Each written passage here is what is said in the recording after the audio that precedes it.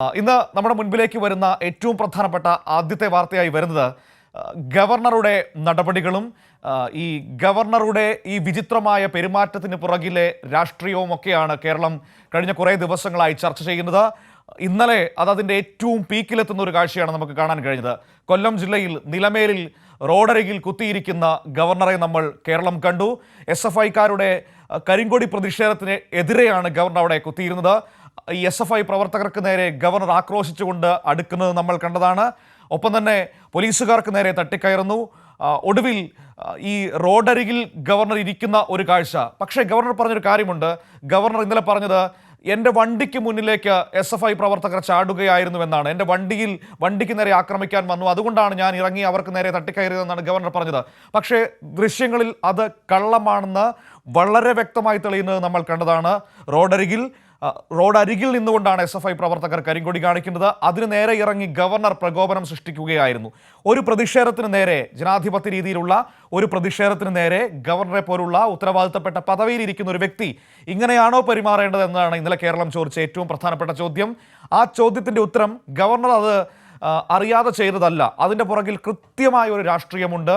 ആ സംഭവത്തിൻ്റെ തുടർച്ചയായി വളരെ വേഗത്തിൽ ഗവർണറുടെ സുരക്ഷ കേന്ദ്രം CRPFന് കൈമാറുന്ന ഒരു നീക്കം നമ്മൾ കണ്ടതാണ്.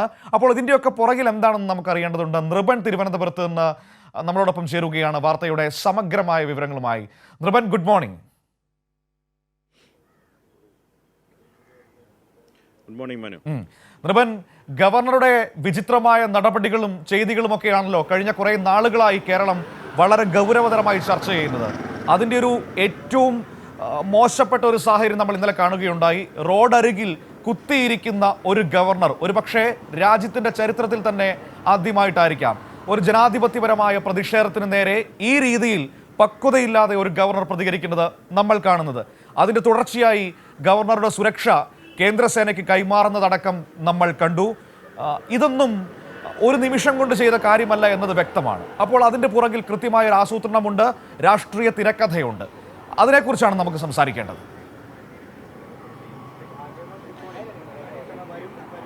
തീർച്ചയായും മനു, ഈ നമ്മുടെ കേരള രാഷ്ട്രീയത്തിലോ ഇന്ത്യൻ രാഷ്ട്രീയത്തിലോ കാണാത്ത പുതിയ കാഴ്ചകളാണ്. എല്ലാ സീമകളിൽ ലംഘിച്ച് ഗവർണറുടെ നടപടി കഴിഞ്ഞ ദിവസം രാഷ്ട്രീയ കേരളം ചർച്ച ചെയ്തതാണ്. ഗവർണർ തെരുവിൽ കുത്തിയിരിക്കുന്നു, ഗവർണറുടെ വാഹനത്തിന് നേരെ ആക്രമണം നടന്നു എന്ന് പറയുന്നു. ഓരോന്നോരോന്നായി പൊളിഞ്ഞു വീഴുമ്പോഴും നേരത്തെ തന്നെ ഗവർണർക്കെതിരെ ഉണ്ടായിരുന്ന ആരോപണം ഇത് സംഘടിതമായ കേന്ദ്ര സർക്കാരിൻ്റെ, പ്രത്യേകിച്ച് RSS അജണ്ട നടപ്പിലാക്കാനുള്ള ഏജന്റായി ഗവർണർ പ്രവർത്തിക്കുന്നു എന്ന കാര്യമാണ്. അത് കൂടുതൽ മനു പറഞ്ഞതുപോലെ തെളിഞ്ഞു വരുന്ന കാഴ്ച തന്നെയാണ് ഇപ്പോഴുള്ളത്. കാരണം എന്താണ്, അദ്ദേഹത്തിനുള്ള സുരക്ഷ വളരെ വേഗം കൂട്ടുന്നു. അക്രമം നടന്നു എന്ന് പറയുന്നു, അദ്ദേഹം ഇക്കാര്യങ്ങളിൽ കേന്ദ്രത്തോട് അഭ്യർത്ഥിക്കുന്നു. നിമിഷങ്ങൾക്കകം തന്നെ കേന്ദ്ര സർക്കാരിൻ്റെ CRPFൻ്റെ സുരക്ഷ അദ്ദേഹത്തിന്, Z കാറ്റഗറി സുരക്ഷ അദ്ദേഹത്തിന് ഒരുക്കുന്നു. ആ ടീം എത്തിക്കഴിഞ്ഞു. കഴിഞ്ഞ ദിവസം തന്നെ അതിൻ്റെ ചുമതല ഏറ്റെടുത്തു. ഇനി ഔദ്യോഗികമായി സർക്കാരിന് രേഖാമൂലം അത് അറിയിക്കണം. എന്നാൽ മാത്രമേ അത് ഔദ്യോഗികമായി അദ്ദേഹത്തിൻ്റെ സുരക്ഷ കേന്ദ്രസേനയുടെ കൈവശമാകുകയുള്ളൂ. അങ്ങനെ 55 അംഗമുള്ള പ്രത്യേക ടീമാണ് ഇനി ഗവർണർക്ക് പ്രത്യേക സുരക്ഷ ഒരുക്കുക. മനു നേരത്തെ സൂചിപ്പിച്ചതുപോലെ ഗവർണർ എന്താണ് അതിരുവിട്ട് ഇത്തരം സമീപനങ്ങളിലേക്ക് പോകുന്നത് എന്നതാണ് എല്ലാവരെയും ഞെട്ടിക്കുന്നത്. കഴിഞ്ഞ ദിവസം മുഖ്യമന്ത്രി നൽകിയ മറുപടിയിലും അക്കാര്യമുണ്ട്. കാരണം നിയമസഭയ്ക്കുള്ളിൽ വന്ന് സർക്കാരിൻ്റെ നയപ്രഖ്യാപന പ്രസംഗം മുഴുവനായി വായിക്കാൻ സമയം കിട്ടാത്തൊരു ഗവർണർക്ക് റോഡിൽ മണിക്കൂറുകൾ കുത്തിയിരിക്കാൻ എങ്ങനെ സമയം കിട്ടി എന്നാണ് മുഖ്യമന്ത്രി ചോദിച്ചത്. അത് ന്യായമായ ചോദ്യമാണ്. ഗവർണർ സംസ്ഥാനത്ത്, പ്രത്യേകിച്ച് കേന്ദ്രത്തിൻ്റെ ഏജന്റായി പ്രവർത്തിക്കുക മാത്രമല്ല, BJPക്ക് സ്വാധീനമില്ലാത്ത സ്ഥലങ്ങളിലെല്ലാം BJPയുടെ ഏജന്റായി അദ്ദേഹം പ്രവർത്തിക്കുന്നുണ്ട്. ഭരണപ്രതിസന്ധിയിലേക്ക് സർക്കാരിനെ കൊണ്ടുതന്ന് ഇടുക. കേരളത്തിലെ ഇടതുപക്ഷ മുന്നണി സർക്കാരിനെ സംബന്ധിച്ചിടത്തോളം വികസന നേട്ടങ്ങൾ, ക്ഷേമപ്രവർത്തനങ്ങൾ മറ്റൊരു സർക്കാരിനും ഏതൊരു സർക്കാരിനും അസൂയാവഹമായ നേട്ടം കൈവരിച്ചൊരു സർക്കാരാണ്. രാജ്യത്തിന് മാതൃകയായ സർക്കാരാണ്. ആ സർക്കാരിൻ്റെ മുന്നോട്ട് പോക്കിന് പലതരത്തിലുള്ള തന്ത്രങ്ങൾ BJP നേരത്തെ തന്നെ ആവിഷ്കരിച്ചിരുന്നു. സാമ്പത്തികമായി കേരളത്തെ തകർക്കുക എന്ന ലക്ഷ്യം വെച്ചുകൊണ്ടായിരുന്നു കേന്ദ്ര സർക്കാരിൻ്റെ ഈ അവഗണന തുടർന്നത്. അതിനൊപ്പമാണ് ഭരണപ്രതിസന്ധി എന്ന ഒരു വഴി കൂടി കേന്ദ്ര സർക്കാർ നോക്കുന്നത്. അത് മനു ഏറ്റവും പ്രധാനപ്പെട്ട കാര്യം, ഗവർണർമാർ പ്രശ്നമുണ്ടാക്കുന്നത് ഏതെല്ലാം സംസ്ഥാനത്തിലാണ് എന്നതാണ്. BJPക്ക് സ്വാധീനമുള്ള, അതായത് BJP ഇതര സംസ്ഥാനങ്ങളിൽ BJPക്ക് സ്വാധീനമുള്ള സ്ഥലങ്ങളിൽ ഗവർണർമാർ ഇങ്ങനെ തെരുവിലേക്ക് ഇറങ്ങുന്നില്ല. കേരളവും തമിഴ്നാടും തുടങ്ങിയ സംസ്ഥാനങ്ങളിൽ മാത്രമാണ് ഗവർണർമാരെ കൊണ്ട് ഇത്രയേറെ ഈ സർക്കാരിനെ പ്രതിസന്ധിയിലാക്കാനുള്ള സമീപനത്തിലേക്ക് കേന്ദ്ര സർക്കാർ പോകുന്നത്. അത് ലക്ഷ്യം അങ്ങനെ തന്നെയാണ്. BJPയുടെ അവരുടെ ഘടകങ്ങൾക്ക് രാഷ്ട്രീയപരമായി മുൻതൂക്കമില്ലാത്ത പ്രദേശം പ്രദേശങ്ങളിലെല്ലാം ഗവർണർമാരെ മുൻനിർത്തിയുള്ള പോരാട്ടമാണ് BJPയും കേന്ദ്ര സർക്കാർ നടത്തുന്നത്. അത് ഏതളവ് വരെ പോകാം, എല്ലാ സീമകളും കടന്ന് പരസ്യമായി ഇങ്ങനെ തെരുവിലേക്ക് ഇറങ്ങുന്നു. ഈ ഭരണപ്രതിസന്ധി എങ്ങനെയെല്ലാം ഉണ്ടാക്കാം, എങ്ങനെ മാധ്യമ ശ്രദ്ധ നേടാം എന്ന തരത്തിലേക്ക് ഗവർണർ പോകുന്നു എന്ന് തന്നെ കരുതേണ്ടി വരും. ഈ സുരക്ഷാ സംവിധാനങ്ങളെക്കുറിച്ചൊക്കെ തന്നെ ചട്ടപ്രകാരമല്ല എന്നതാണ്. അത് ഏകപക്ഷീയമായി ഗവർണർ തന്നെ നേരത്തെ SFIക്കാർ തെരുവിൽ അദ്ദേഹത്തിനെതിരെ പ്രതിഷേധം രേഖപ്പെടുത്തിയപ്പോൾ ആക്രമിച്ചു എന്ന തരത്തിൽ ഗുരുതരമായ വകുപ്പുകൾ ചുമത്താൻ ഗവർണർ തന്നെ ആവശ്യപ്പെടുകയാണ്, പോലീസിനെ നിർബന്ധിക്കുകയാണ്. കഴിഞ്ഞ ദിവസവും സംഭവിച്ചത് അങ്ങനെയാണ്. ഗവർണറുടെ വാഹനത്തിൽ തട്ടി അടിച്ചു എന്നൊക്കെയാണ് നേരത്തെ ഗവർണർ അവിടെ കുത്തിയിരുന്ന് സമരം ചെയ്യുമ്പോൾ പ്രതിഷേധിക്കുമ്പോൾ പറഞ്ഞത്. ആ തരത്തിലുള്ള പ്രതികരണവും ഉണ്ടായിരുന്നു. പക്ഷേ രണ്ടാമത് അറിഞ്ഞത് എന്താണ്? ഒരു തരത്തിലുള്ള തെളിവുമില്ല. ഗവർണർ വഴിയിൽ നിന്ന് ഗവർണറെ പ്രതിഷേധം രേഖപ്പെടുന്ന SFIക്കാർക്ക് അരികിലേക്ക് ഗവർണറാണ് വാഹനം നിർത്തി വരുന്നത്. അതിനുശേഷം ഗവർണർ അവിടെ ഇരിക്കുന്നു. അദ്ദേഹത്തിൻ്റെ വാശി പൂർണ്ണമായി നടപ്പിലാക്കാനുള്ള ശ്രമം നടത്തുന്നു. ഉടൻ തന്നെ കേന്ദ്ര സർക്കാർ വളരെ ചടുലമായി അദ്ദേഹത്തിന് സുരക്ഷ വർദ്ധിപ്പിക്കുന്ന സമീപനം ഉണ്ടാകുന്നു. കാരണം പ്രധാനമന്ത്രിക്ക് താഴെ ഉള്ള അത്രയും അധികം സുരക്ഷയാണ് അദ്ദേഹത്തിന് നൽകുന്നത്. അങ്ങനെ ദേശീയ നേതാക്കൾക്ക് വലിയ തരത്തിലുള്ള ഭീഷണിയുള്ള ദേശീയ നേതാക്കൾക്കൊക്കെ തന്നെ വ്യക്തിത്വങ്ങൾക്കാണ് സാധാരണ ഇത്തരത്തിലുള്ള ഒരു സുരക്ഷ നൽകുന്നത്. ഇതൊക്കെ തന്നെ ആസൂത്രിതമാണ് എന്ന കാര്യം ഉറപ്പാണ് മനു. അത് പകൽ വെളിച്ചം പോലെ എല്ലാവർക്കും മനസ്സിലാവുന്ന കാര്യമാണ്. പക്ഷേ ഒരു ഭരണഘടനാപരമായി ചുമതലയുള്ള ഒരു തലവൻ എത്ര കണ്ട് സംസ്ഥാനത്തിൻ്റെ ഒരു കഴിഞ്ഞ ദിവസം മാധ്യമങ്ങളൊക്കെ തന്നെ റിപ്പോർട്ട് ചെയ്തതുപോലെ ജനങ്ങൾ സോഷ്യൽ മീഡിയയിൽ പറയുന്നത് പോലെ ഒരു പൊതുശല്യമായി മാറുന്ന ഘട്ടത്തിലേക്ക് പോകുന്നു എന്നതാണ്. അത് ആ ഒരു പ്രതിസന്ധി പരമാവധി മുതലെടുക്കാൻ BJP ശ്രമിക്കുന്നുണ്ട്.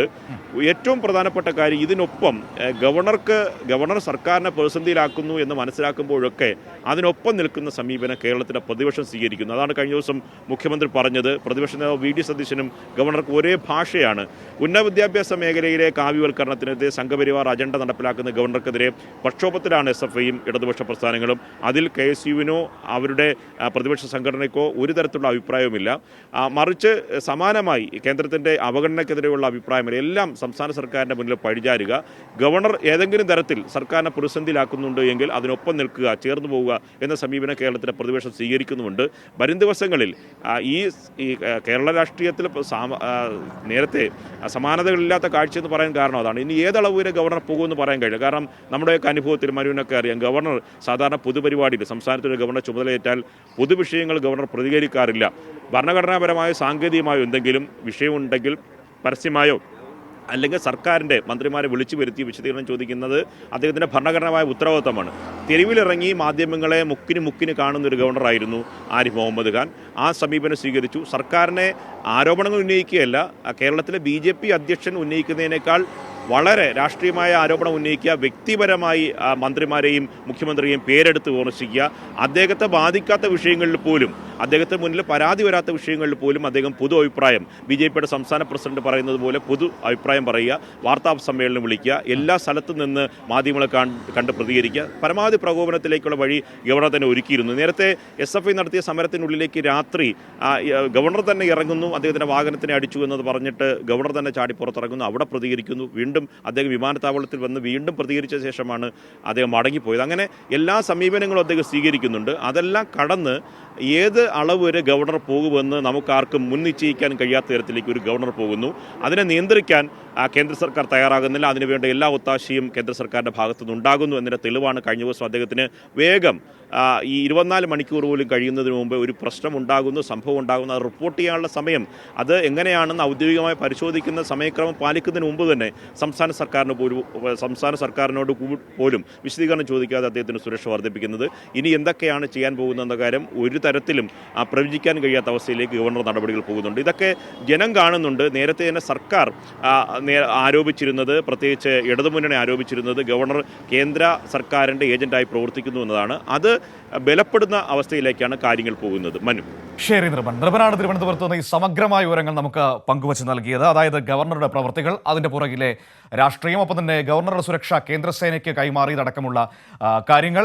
ഇനിയും ഗവർണർ ഈ കാഴ്ചകളൊക്കെ നമ്മൾ ഇനിയും കാണേണ്ടി വരും എന്ന് തന്നെയാണ് നിർഭൻ്റെ വാക്കുകളിൽ നിന്നും മനസ്സിലാക്കിയെടുക്കാൻ പറ്റുന്നത്. കാരണം ഗവർണറുടെ നടപടികൾ ഇവിടം കൊണ്ട് അവസാനിക്കില്ല. BJPക്ക് സ്വാധീനമില്ലാത്ത സ്ഥലങ്ങളിൽ അവരുടെ ഏജന്റായി അല്ലെങ്കിൽ അവരുടെ ഉപകരണമായി ഗവർണറെ മാറ്റുന്നൊരു കാഴ്ചയാണ് നമ്മൾ രാജ്യത്ത് ഉടനീളം കാണാൻ കഴിയുന്നത്. പ്രത്യേകിച്ചും ദക്ഷിണേന്ത്യൻ സംസ്ഥാനങ്ങളിൽ, ഇപ്പോൾ കേരളത്തിലാണെങ്കിലും തമിഴ്നാട്ടിലാണെങ്കിലും എവിടെയാണെങ്കിലും ആ രീതിയിൽ തന്നെ BJPക്ക് സ്വാധീനമില്ലാത്ത സ്ഥലങ്ങളിൽ ഗവർണറെ പ്രധാനപ്പെട്ട ആയുധമാക്കി അവർ ഉപയോഗിക്കുന്നു. അതിൻ്റെ അത് പലയിടങ്ങളിലും നമ്മൾ കണ്ടു. കേരളത്തിൽ ഇപ്പോൾ അത് രൂക്ഷമായി നിൽക്കുന്ന ഒരു സാഹചര്യമാണ്. പക്ഷേ പൊതുസമൂഹം ഇത് കൃത്യമായ രീതിയിൽ വിലയിരുത്തുന്നു എന്നത് വളരെ പ്രധാനപ്പെട്ട ഒരു വിഷയമാണ്. ഇവിടെ ആരിഫ് മുഹമ്മദ് ഖാൻ മനസ്സിലാക്കാതെ പോകുന്നത് BJPയുടെയും സംഘപരിവാറിൻ്റെയും ഇത്തരത്തിലുള്ള നീക്കങ്ങളെ തിരിച്ചറിയാൻ കഴിയുന്ന വളരെ പൊളിറ്റിക്കലായി സാക്ഷരതയുള്ള ഒരു സമൂഹം കേരളത്തിലുണ്ട് എന്നതാണ്. അത് തിരിച്ചറിയാൻ കഴിയാതെ പോകുന്ന ഇടത്താണ് ആരിഫ് മുഹമ്മദ് ഖാൻ പരാജയപ്പെട്ടു പോകുന്നത്. കാരണം ഇന്നലെ നമ്മൾ കണ്ടതാണ് കൊല്ലത്തിറങ്ങി ഗവർണർ കാണിച്ച ആ ഷോ. അതിന് സോഷ്യൽ മീഡിയയിൽ അടക്കം കിട്ടിയ പ്രതികരണങ്ങൾ, രൂക്ഷമായ പരിഹാസങ്ങളാണ് ഗവർണർക്ക് ഏൽക്കേണ്ടി വന്നത്. സംഘപരിവാറിൻ്റെ ഭാഗത്തു നിന്ന് അല്ലാതെ ഗവർണർക്ക് അനുകൂലമായ ഒരു പ്രതികരണം പോലും നമുക്ക് കാണാൻ കഴിഞ്ഞില്ല. പക്ഷേ വിരോധാഭാസം എന്ന് പറയട്ടെ, കോൺഗ്രസ് അതിനെ പിന്തുണച്ച് പലയിടങ്ങളിലും രംഗത്തെത്തുന്നതും കണ്ട ഒരു രാഷ്ട്രീയ സാഹചര്യം കൂടി നമ്മുടെ മുൻപിലുണ്ട്.